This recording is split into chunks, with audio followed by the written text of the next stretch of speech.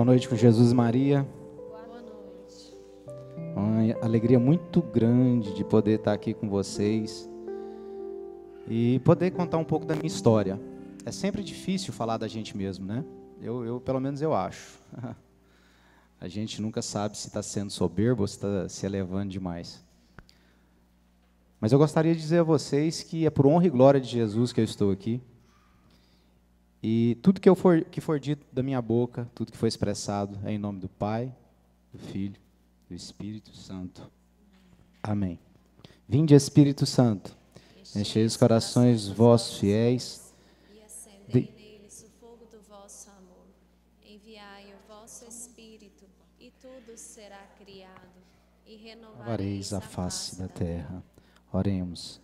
Ó Deus, que instruíste os corações dos vossos fiéis, com a luz do Espírito Santo, fazei que apreciemos retamente todas as coisas segundo o mesmo Espírito e gozemos sempre da sua consolação por Cristo nosso Senhor.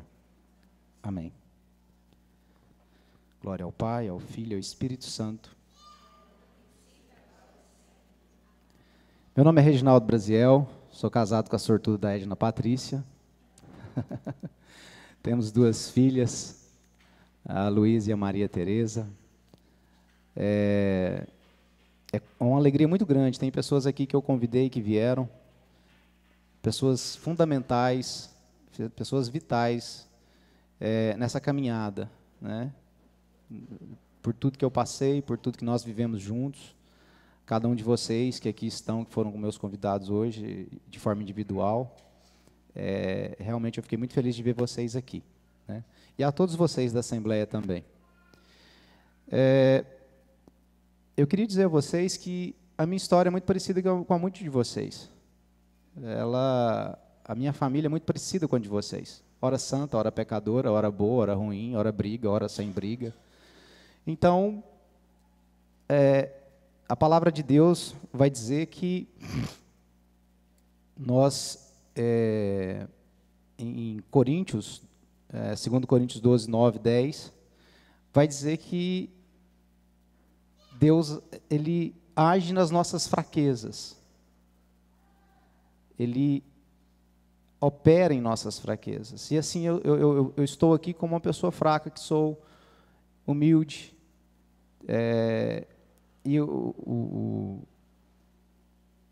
Hoje aconteceu alguns milagres. Uma delas foi quando eu fui pedir uma música, e aí eu falei, olha, eu queria que você cantasse essa música. Aí o Gustavo falou assim, não, nós escolhemos essa música. E já era quase 4 horas da tarde. Eu falei, gente do céu, a mesma música. E ele falando, né, que Jesus, né, que Deus, o Espírito Santo habita, que resiste aos soberbos e dá graça aos humildes. Foi algo que eu meditei muito hoje também, então vem confirmar o que o Gustavo falou. Gustavo, nós vamos cantar uma música agora.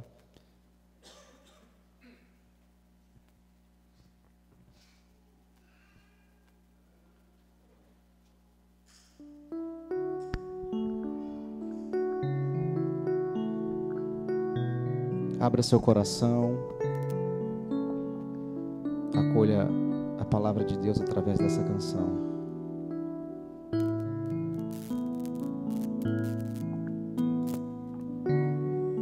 Muito alegre eu te pedi o que era meu, parti um sonho tão normal.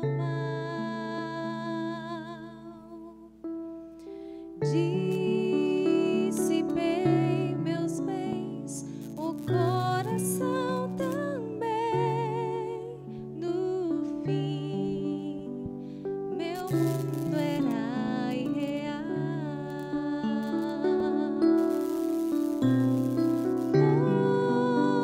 Confiei no teu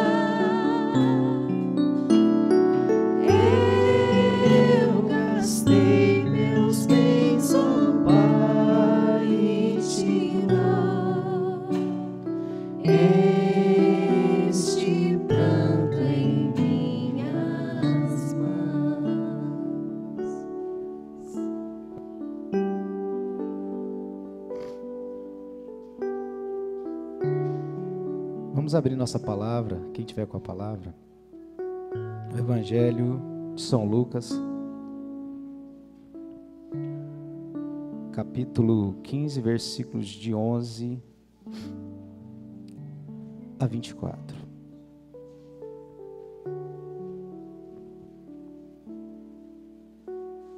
Bíblia Ave Maria, 1369.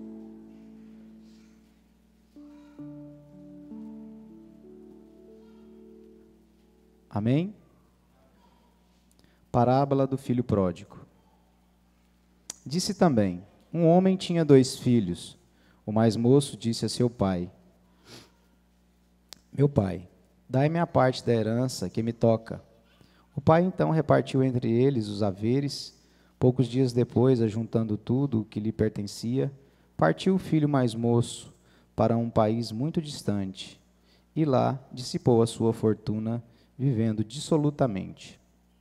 Depois de ter esbanjado tudo, sobreveio àquela região uma grande fome, e ele começou a passar penúria. Foi pôr-se a serviço de um dos habitantes daquela região, que o mandou para os seus campos guardar os porcos. Desejava ele fartar-se das vagens que os porcos comiam, mas ninguém lhes dava. Entrou então em si e refletiu: quantos empregados há na minha casa, na casa de meu pai, que tem pão em abundância, e eu aqui estou a morrer de fome. Vou me levantar e irei a meu pai e lhe direi: meu pai, pequei contra o céu e contra ti. Já não sou digno de ser chamado teu filho. Trata-me como a um dos teus empregados.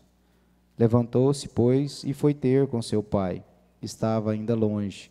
Quando seu pai o viu, e movido de compaixão, correu-lhe ao encontro e o abraçou e o beijou. O filho lhe disse então: meu pai, pequei contra o céu e contra ti. Já não sou digno de ser chamado teu filho. Mas o pai falou aos servos: trazei-me depressa a melhor veste e vestilha. E pondo-lhe um anel no dedo e calçados nos pés, trazei também um novilho gordo e matai-o. Comamos e façamos uma festa. Este é meu filho que estava morto e reviveu. Tinha se perdido e foi achado. E começaram a festa. Palavras da salvação. Falar um pouco de mim é muito isso. É um filho pródigo. Eu me sinto realmente como filho pródigo. Eu nasci em um berço. Meus pais morou a vida toda quase na zona rural. São pessoas muito íntegras, muito bacana. Eu sou o caçula. O meu irmão mais velho é o Ronaldo e a do meio é a Renilda. Só que a nossa criação, por um período, né, e nós somos muito aquilo que a gente vive no nosso lar. Eu não sou diferente. Lembra que eu falei que nós somos muito iguais, muito parecidos, nossas histórias, com certeza, a gente vai aqui falando e vai se identificando. E, por um período, o papai e a mamãe eles se perderam na criação dos filhos, na educação dos filhos, no exemplo de ser dóceis. Eu não me lembro, enquanto infância, ter ido à igreja, e eles brigavam muito entre eles. Muito honestos, pessoas corretas, pessoas íntegras. Mas eu me lembro assim, o que eu me lembro da minha infância é isso, que o papai e a mamãe brigavam muito. E, obviamente, a gente é produto do meio, principalmente no nosso meio social e, mais especificamente, na nossa casa, na nossa família. Eu cresci uma criança muito agressiva. Eu não tinha amizade, eu não conseguia fazer amizade. Porque as minhas brincadeiras eram todas de dar murro, de bater, a ponto de, quando eu chegava na casa das minhas tias, elas falavam assim: o filho da Iraídes chegou, as minhas tias. E a gente, no período na fazenda, o papai morou, mas a mamãe, perto de 3 tios, então eram um monte de primos, e a gente brincava o dia todo. E eles não gostavam de mim, por causa dessa dificuldade que eu tinha. Qualquer coisa eu já estava dando um tapa na cara de um, e para mim aquilo era normal, né? E eu cresci assim, muito violento, eu não sabia por quê. Depois eu fui estudar um pouquinho e descobri que também estava um pouco no meu temperamento. Eu sou sanguíneo, e o sanguíneo é meio um pouco explosivo. Ele pensa e já age. Mas então eu não sabia, né? Eu tive um problema muito sério na área sexual, porque Também não tive educação em casa, meus pais nunca conversou comigo. E o que eu aprendi? Eu aprendi na rua, eu aprendi com as pessoas, né, com os adolescentes. Eu vi cenas homossexuais, eu nunca tive relação sexual, mas eu participei de pessoas que estavam tendo relação homossexuais. Então eu vi pessoas que tinham relação com animais, homens com animal, também nunca tive. Mas eu sei que isso ficou gravado na minha memória. Então, menino agressivo, totalmente, a área sexual totalmente conturbada, né? E vim morar na cidade, vim morar com meu irmão e com a minha irmã, para trabalhar e estudar. Eu estudei no grupo, né, na roça, a gente falava grupo, do pré até a quarta era uma única sala e um único professor. Ele dividia o quadro, e aí sentávamos todos juntos, de 4 em 4 nas carteiras, e pegava um piolho danado, né? E aí é o seguinte, aí terminou lá o estudo, fiquei 2 anos, o Ronaldo formou, ele terminou o 2º grau, eu vim morar na cidade com ele, porque ele falou, olha, meus irmãos vão estudar, eu não quero essa vida da roça para eles, não. Custei me adaptar, por várias vezes ele me pegou com mochilinha, e eu indo embora, e ele, onde você está indo? Não, eu estou indo embora para a roça, eu não aguento isso aqui, não.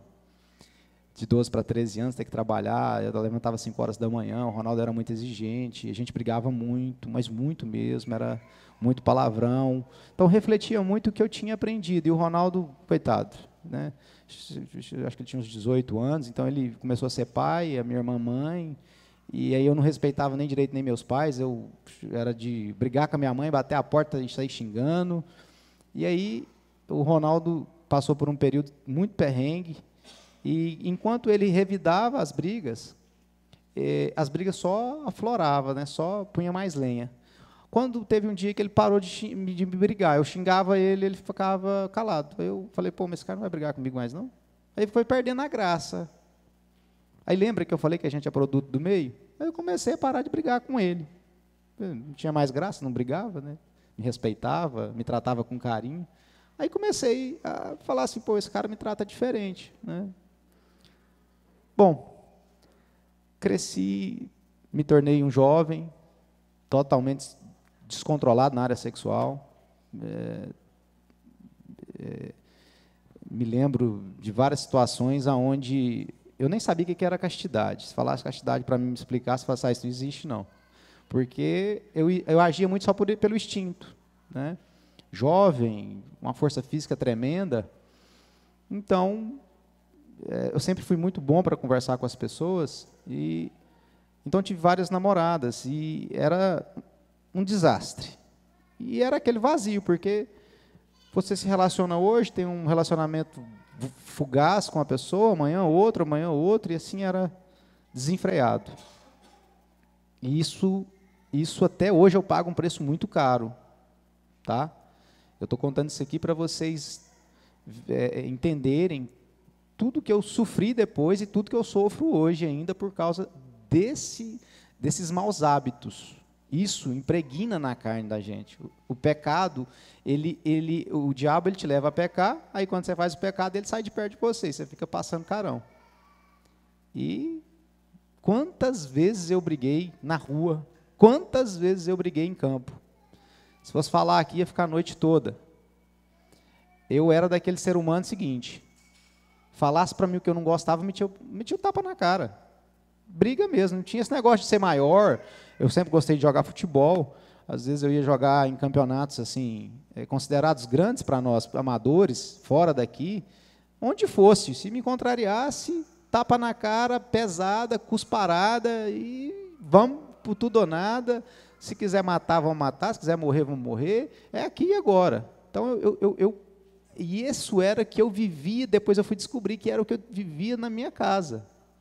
Que meu pai era extremamente violento até no trato dos animais, ele tratava dos animais.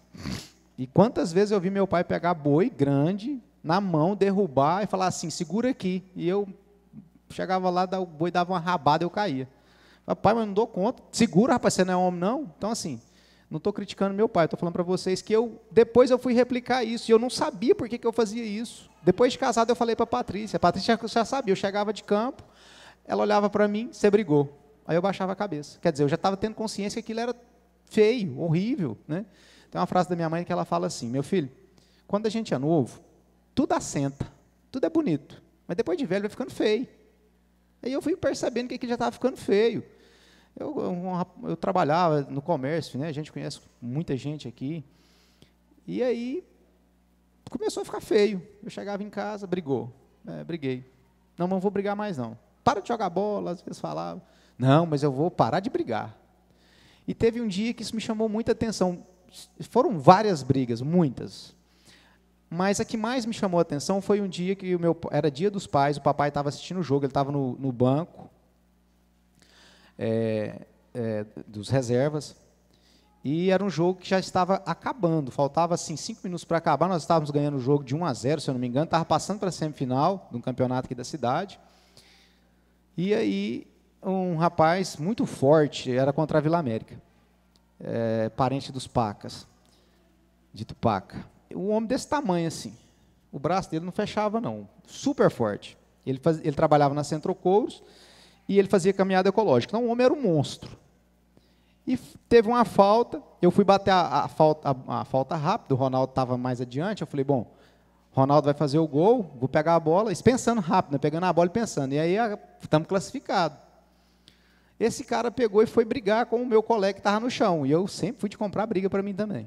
Tanto é que saiu uma briga lá no fundo, os meus colegas chegavam e falavam assim, não chega lá que você vai brigar. E aí eu peguei a bola para bater aqui, e os dois discutindo aqui, eu falei assim para o cara, não, sai para lá que você está me atrapalhando. Ele foi, me deu um tapa, pegou na minha boca, cortou, quase que partiu minha língua no meio. Porque eu estava conversando com ele forte demais, ele deu um tapa. Eu não pensei 2 vezes, larguei a bola e fui, e dei um murro na boca dele, né, cortou toda a boca e tal. Isso virou um alvoroço. Tinha jogador nosso, e aí a torcida entrou com pau, faca, pedra para me matar. Eu dei umas 4 voltas no campo. Deram uma pedrada na cabeça de um rapaz lá e ele desmaiou.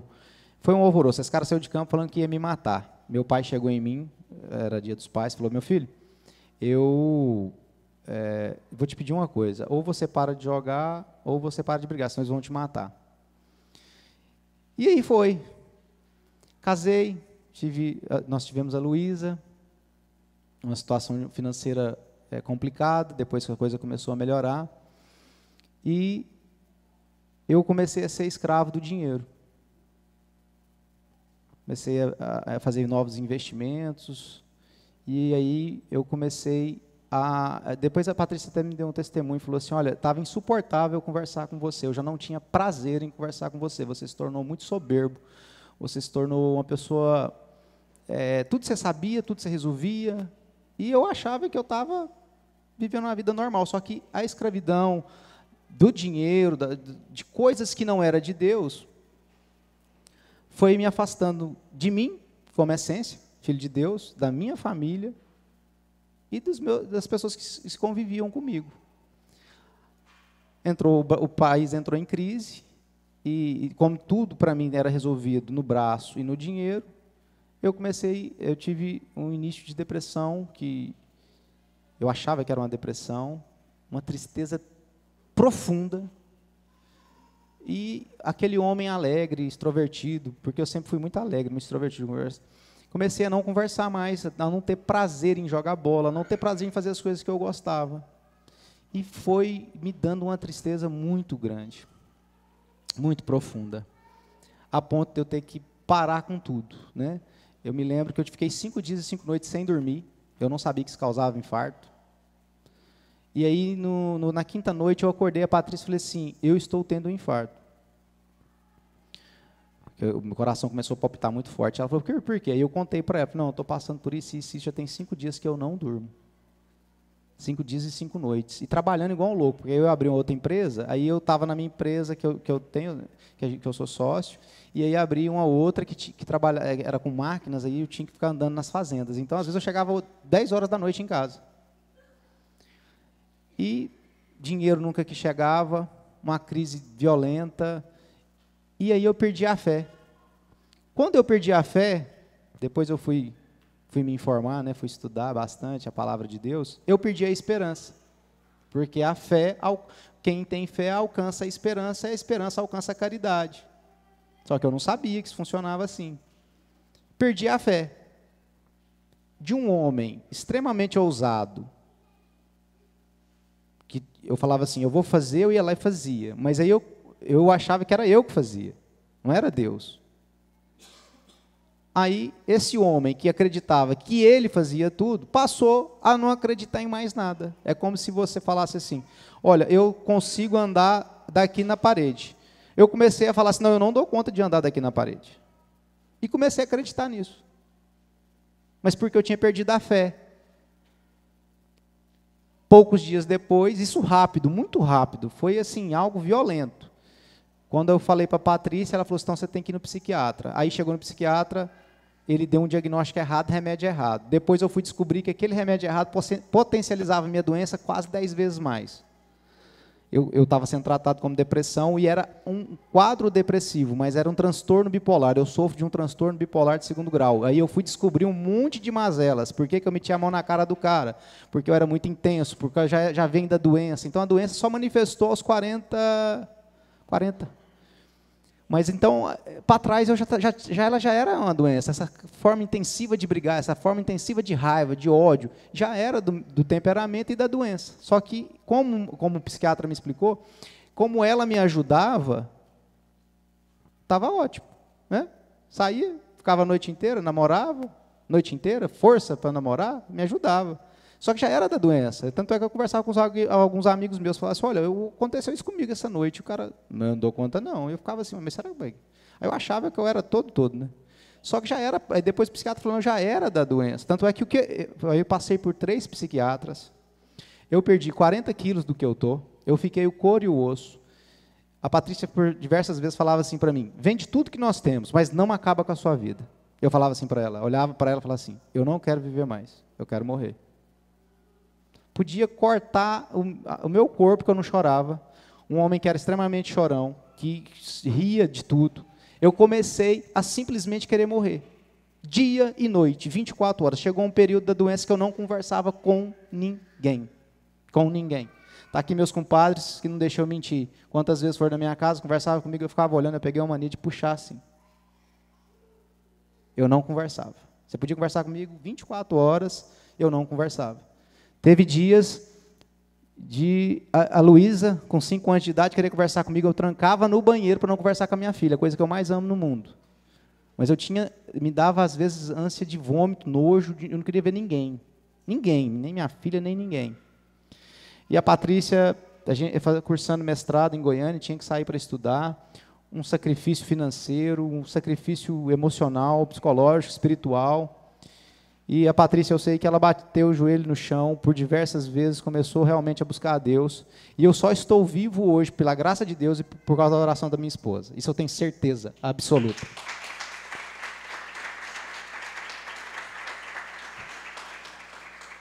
Período difícil, ela falava para mim, pelo amor de Deus, acaba com tudo, mas eu quero você bom, você vai melhorar. E eu não acreditava, eu falava assim, não, eu não vou, eu não quero.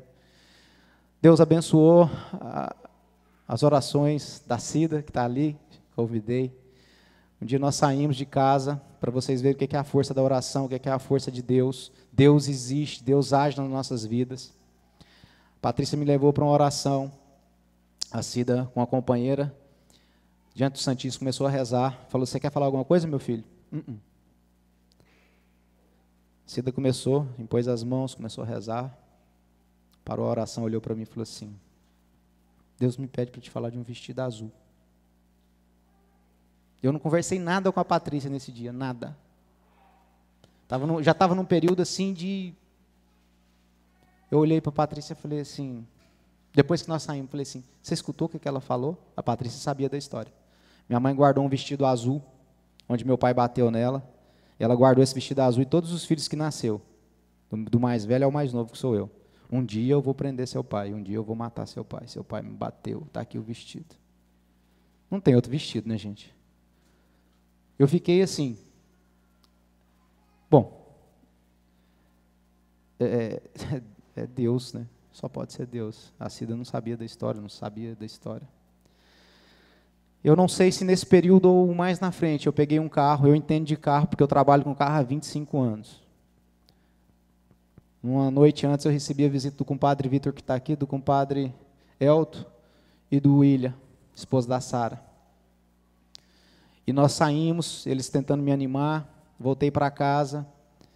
Aí eu pensei assim, mesmo na doença, eu cheguei a um estágio de não raciocinar. Se você falasse assim para mim, pega um carro, coisa que eu mexia, e vai daqui ali, dirige ele daqui ali, eu não dava conta. Eu entrava dentro do carro e não dava conta, eu fiquei débil, totalmente débil mental, por um período.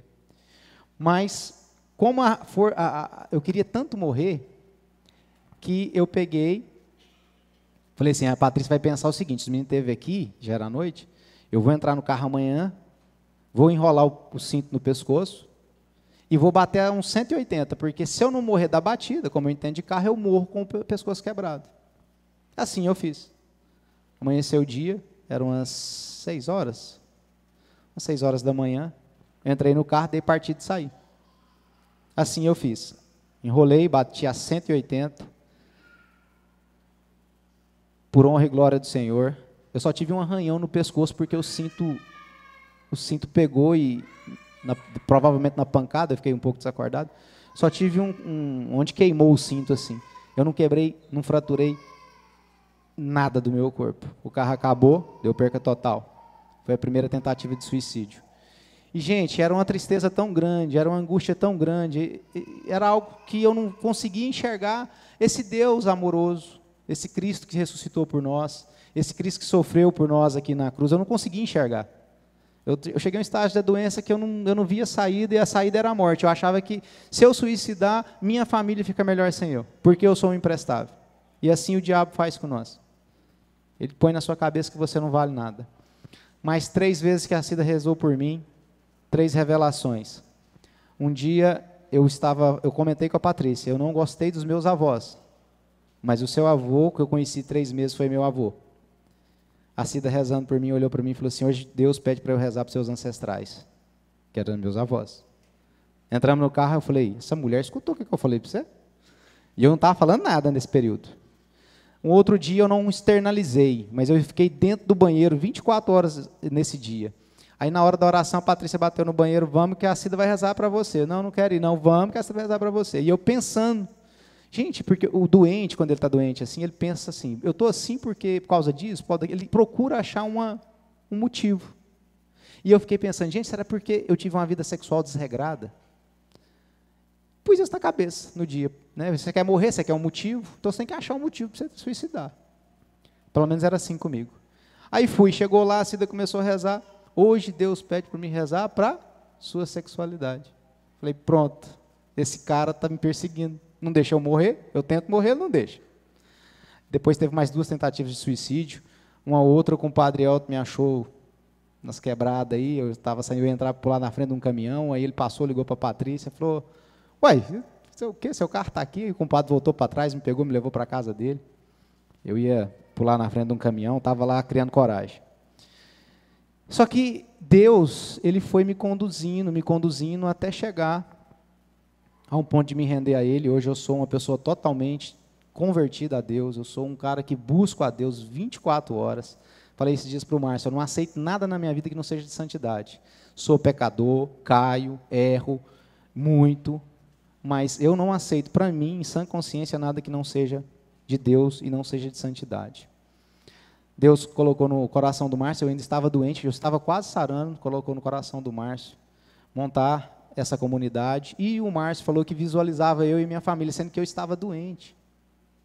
Só que Deus nos conhece demais, Ele conhece que você, Ele sabe que você, Ele sabe melhor do que você, do que é bom melhor para você. Esses dias eu confidenciei para a Patrícia, falei, bem, eu achava que eu não queria casar, por causa do casamento do papai e da mamãe, e achava que não queria ser pai, sempre achei isso. Mas Deus me conhece tanto que Ele me deu um casamento e me deu 2 filhas, e hoje é a melhor coisa do mundo, é a coisa que eu mais amo. Olha só, eu não queria, eu achava que não queria, mas Ele já sabia que eu queria. E aí Ele me deu uma esposa e 2 filhas, uma família linda que eu amo. A Maria Tereza é outro milagre na nossa vida. A Patrícia não queria ter filhos, eu respeitava, depois da minha doença, ela resolveu ter mais filhos. Fomos fazer os exames, a médica falou assim, olha, provavelmente você não engravida sua esposa sem fazer tratamento. Eu tenho varicocele, então seus espermas não são muito bons, você tem que procurar um tratamento. Antes de eu procurar o tratamento, por honra e glória do Senhor, a Patrícia engravidou da Maria Tereza, que era um sonho, outro sonho nosso. Minha vida voltou ao normal. Eu acordei um belo dia no quarto psiquiatra, ele escutou a história da Patrícia, porque eu não conversava. Psiquiatra e psicóloga, ela que tinha que entrar na sala e conversar. Eu só ficava olhando, parecendo uma estátua. 40 quilos mais magro, couro e o osso. Só que eu olhava no espelho, eu me via como eu me vejo hoje, normal, na doença. Terceiro dia de medicação, e aí eu sinto a mão de Deus, não é porque o psiquiatra é o melhor do mundo, é porque Deus falou assim, chega, você aprendeu. Ele já sabia que eu tinha aprendido. Chega de sofrimento, meu filho. Quase 2 anos. Perdi tudo financeiramente. Fui morar na casa da minha sogra, porque tinha que vigiar. Ele falou assim, chega. Vai no psiquiatra tal, falou a Patrícia, tanto que é a mão de Deus. Fui para ser tratado com um psiquiatra, que é a Patrícia fazendo mestrado, Patrícia é psicóloga, e aí uma mestra dela falou assim, abaixo de Deus, minha filha, só o doutor Salomão. Fui para ser tratado com esse doutor Salomão. Chega lá, não, o doutor Salomão não atende quem já não é paciente dele. Aí, Patrícia, e eu sem conversar, nesse dia eu tinha tentado suicidar, a Patrícia falou assim, eu não saio daqui se não atender meu marido. Eu peguei, a pessoa falou assim, a Patrícia falou assim, quem que atende no lugar dele? Doutor Mateus, genro dele. Não, isso sem dinheiro, já petecado, R$600 a consulta. Patrícia, não. E eu pensei, jogou dinheiro fora, eu quero morrer, não quero viver. Mas estava lá porque assim, eu passei a ser criança, né? Tudo que falava. Entramos na sala, um jovem, os outros psiquiatras já eram mais velhos, um jovem, sorridente. Aí eu olhei para ele e falei assim, jogou dinheiro fora mesmo, esse moleque não vai me curar. A Patrícia contou a história para ele, ele olhou para mim e falou assim, com o olhar mais singelo, fazer o senhor rir, dormir e comer é a coisa mais fácil do mundo. Nessa hora eu falei com ele, eu falei assim, tem quase 2 anos que eu estou assim, o senhor está tomando remédio errado. Aí que eu pensei mesmo, você é um charlatão, porque a Patrícia mal contou uma história, os outros, né, teve consultas e tudo. Os caras, beleza, passou a medicação, passou um outro método lá que a Patrícia queria fazer, mas era R$10.000. E esse cara, essa clínica lá, o filho do advogado, o doutor Marcelo, que suicidou, estava internado lá na clínica, ele esteve internado na clínica. E o doutor Marcelo, arquimilionário, filho do Paraguai, advogado, só que ele depois veio com a mesma doença. Ele pulou do edifício e morreu. Ele conseguiu, né? 3 dias de medicação. Eu acordei, olhei para o céu assim, falei, bati no corpo, sarei. Aí eu olhei no espelho, assustei. Couro e osso. Estava parecendo um defunto. Aí eu assustei. Aí a minha consciência, a minha mente, conseguiu enxergar que eu estava totalmente desfigurado, porque quando na doença eu olhava que eu estava normal. Quando eu olhei, eu falei, gente do céu, o que aconteceu comigo? Onde que eu estive por esse tempo todo, né? Cheguei na Patrícia e falei assim, acho que eu estou bom, acho que eu sarei. Aí ela ficou assim, né? Será? Será que essa bicha está querendo sair para suicidar? Acho que ela deve ter pensado isso. Falei assim, eu sarei, vou arrumar um serviço e vou conquistar tudo que nós perdemos. E saí, gente. Fui atrás de um, de outro. Minha vida hoje, se a gente for pensar assim, não, você adoeceu porque você estava apertado financeiramente. Eu estou 50 vezes pior do que quando eu adoeci. Só que hoje, eu tenho esse cara aqui perto de mim. Hoje eu tenho Deus.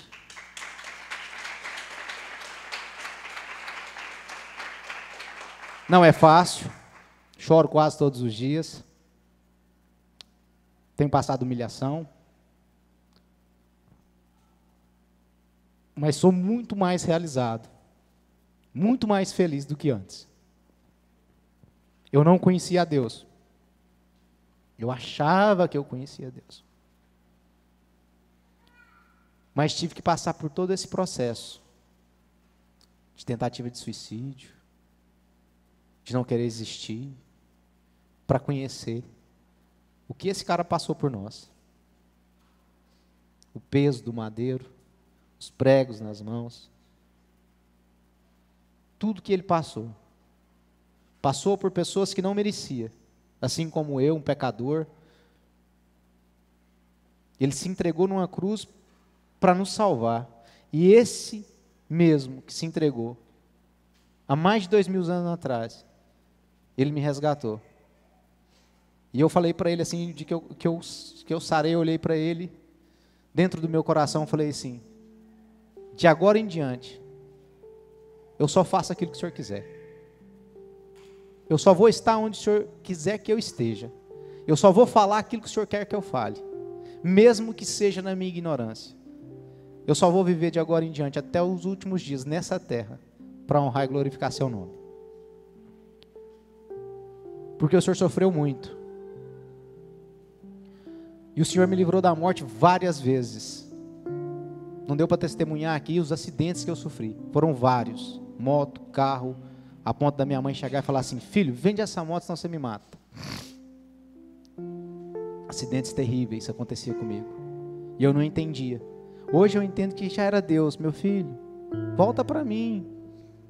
Meu filho, volta para mim. Tive que passar por tudo isso. Não é bonito, é muito triste, dói todos os dias.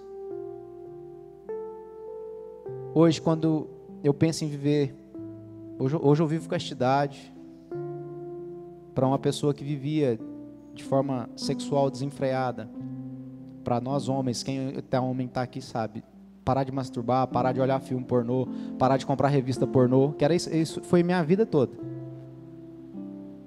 Sair de grupos, quando chega vídeo que eu sei que não é decente, eu procuro não ver. Hoje eu zelo pelos meus olhos, pelos meus ouvidos, pela minha boca. Realmente me consagrei ao nosso Senhor Jesus Cristo. Tinha um problema muito sério com Maria, por causa das brigas com a minha mãe. Quando eu adoeci, eu estava de mal da minha mãe. Depois eu fui ver que era pecado mortal, deixar de honrar pai e mãe. Não conseguia rezar para Maria. Patrícia falava, você é crente, você não é católico. Eu falava, não, eu sou católico, mas você não reza para Maria? Eu não conseguia, porque eu tinha um problema seríssimo com a minha mãe. Depois conversando com a Cida, contando para ela, porque ela não lembrava, né? Momento de oração. Falei, olha, você revelou isso, isso, isso. O que você será que é? Ela sabiamente falou, e aqui eu acho que também que é. Deus usou da sua doença para resgatar a sua família, para purificar a sua família, para pagar o preço, assim como Cristo pagou o preço por nós. Ainda brinquei, falei, nossa, mas é pecado demais, né? Viver o que eu vivi realmente foi muito doído, mas por honra e glória do Senhor. Ele fala que, na palavra vai dizer que todo aquele que é tocado pelo Espírito Santo, que o Espírito Santo queima, né, com fogo, e você nunca mais é o mesmo. A comadre está aqui, ela me conhece de muito jovem, sabe de tudo isso que eu falei, que ela sabe que é verdade, que eu vivia isso. E hoje ela vê a minha transformação, ela sabe o que eu estou falando. Hoje, o Espírito Santo, o fogo de Deus me queimou tanto, que tem, às vezes até a própria Patrícia fala assim, não, é porque eu sou meio destemperado, tenho pedido muita temperança nas minhas orações. Está demais, né? Você está demais para Deus. Mas esse é o meu testemunho. Gostaria que você fechasse seus olhos agora.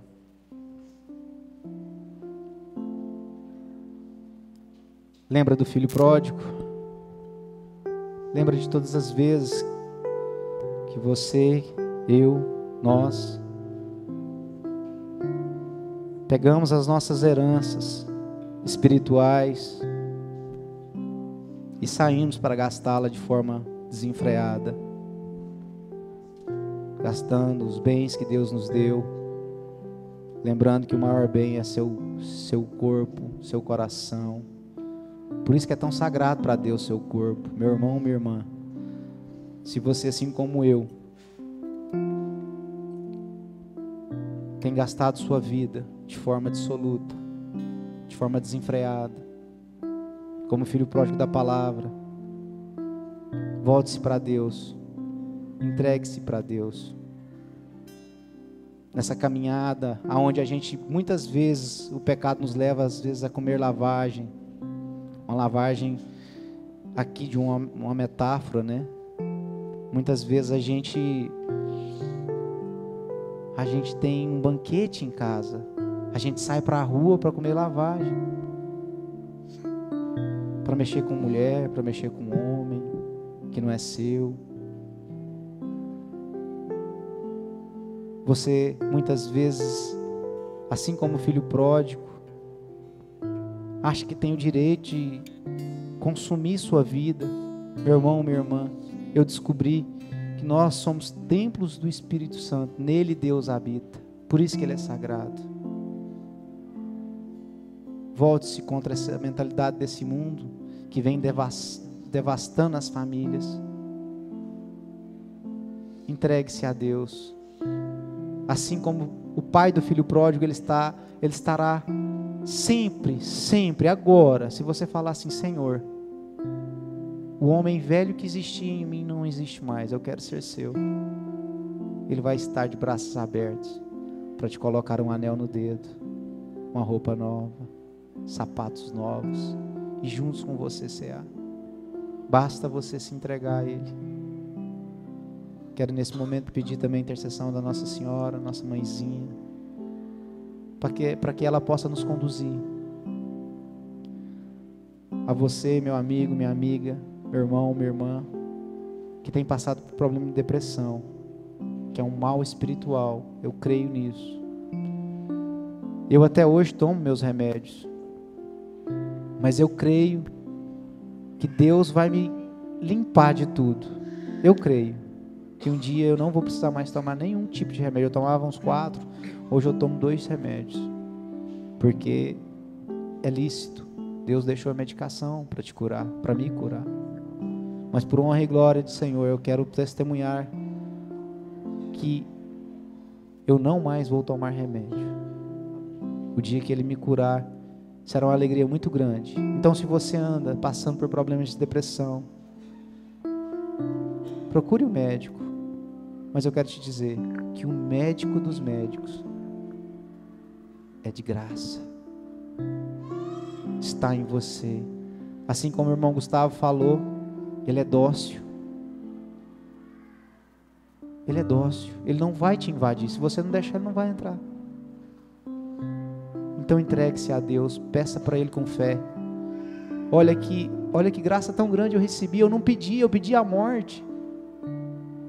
Mas Ele, tão bondoso, me livrou da morte por no mínimo umas 3 vezes que eu tentei, eu fui lá, executei, o plano não ia dar errado, era para dar certo. Só que Ele pôs a mão, falou: não, sua vida é minha, você é meu, você vai me servir. A messe é grande, os operários são poucos, eu preciso de você. Ele também precisa de você, meu irmão, minha irmã. Seu pai, sua mãe precisa de você, seu esposo, sua esposa, seus filhos. Eu não sei, meu irmão, eu não sei, minha irmã, como você está. Não sei qual que é o pecado que às vezes está na sua alma. Mas volte-se para Deus. Volte-se para Deus agora. E que Deus, o Espírito Santo, te cure. Senhor, toca profundamente no meu coração. Pessoas aqui aflitas e que Ele mesmo pede para falar: no mundo há vez de ter aflição, mas coragem, eu venci o mundo. Coragem, eu venci o mundo. Coragem, eu venci o mundo. E no Evangelho de João, no capítulo 8, ele diz claramente: se permanecerdes na minha palavra, sereis meus verdadeiros discípulos. Conhecereis a verdade, e a verdade vos livrará. Ora, o escravo não fica na casa para sempre, mas o filho sim, fica para sempre. Se, portanto, o filho vos libertar, sereis verdadeiramente livres. E eu convido vocês a ficarem de pé neste momento. Se de fato o que vocês querem é a paz que vem de Jesus, se de fato vocês querem essa vitória que vence o mundo, que é a nossa fé, se de fato vocês querem viver um momento da misericórdia do Senhor, e se você necessita de ajuda, se você necessita de libertação, com a mão no seu coração neste momento, fala: Senhor, misericórdia, Senhor, porque eu preciso da sua ação salvadora sobre a minha vida. Senhor, eu comi lavagem durante muito tempo, eu gastei todas as suas riquezas, Senhor, eu perdi a minha fé, eu perdi a esperança da vida eterna, mas nessa noite eu retorno à casa do Pai, porque eu quero viver essa experiência concreta, eu quero restaurar a filiação, Senhor, eu quero me entregar ao teu abraço neste momento, como um filho arrependido. Escuta a música neste momento e deixa o Senhor te amar. Deixaste-me falar da ingratidão, morrer no abraço mal que eu fiz. Festa, roupa nova, anel, sandália aos pés, voltei, a vida sou feliz. Levanta os seus braços aos céus, a sua voz e canta. Confiei no teu amor e voltei. Sim, aqui é o meu lugar. Eu gastei todos os teus bens, ó Pai, mas aqui estou de volta. Eu gastei teus bens, ó Pai, e te dou este pranto. Para terminar, levanta os seus braços. Confiei no teu amor. Confiei no teu amor e voltei. Sim, aqui é o meu lugar.